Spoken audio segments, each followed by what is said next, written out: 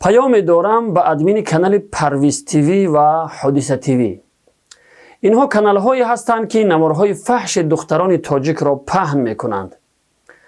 بعضی جوانان بی‌غیرت هم تلفن در دست هر چیزی دیده اشان را نوار برداری کرده میگویند پرویز تیوی بقاب، حادثه تیوی بقاب.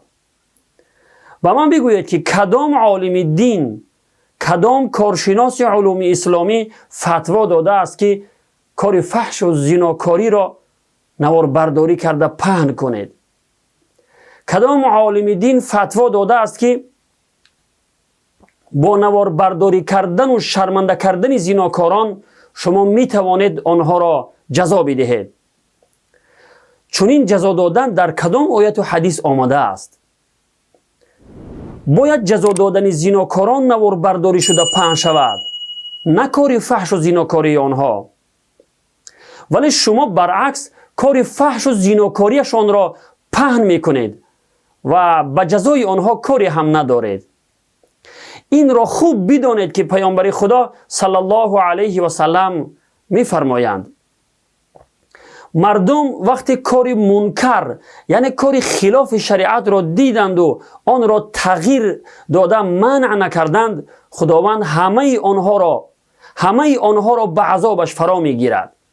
روایت احمد، ابو داود و ابن ماجه.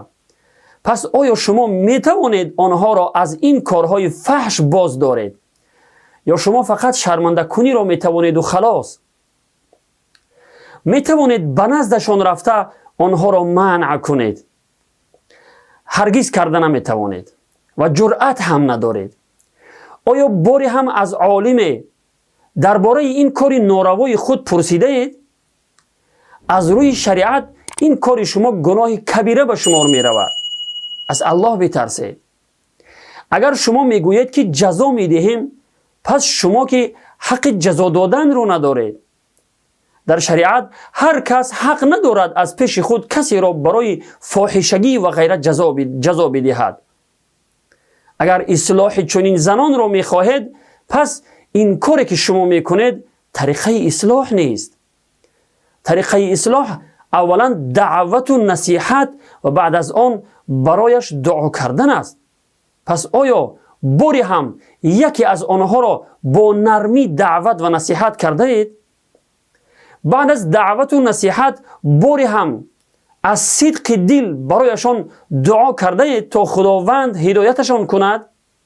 نه، این کارها برای شما آسان نیست. برای شما کاری آسان پهن کردن نوارهای فحش و شرمنده کردن است. برادران عزیز، خواهش میکنم پهن کردن نوارهای فحش و شرمنده کنی را بس کنید و شریعت را از پیش خود شرح ندهید. معلوم کردن کار درست و نادرست را به علمای دین سپارید. آنها بهتر میدانند که کدام کار درست است و کدام کار نادرست. و السلام علیکم و رحمت الله و برکاته.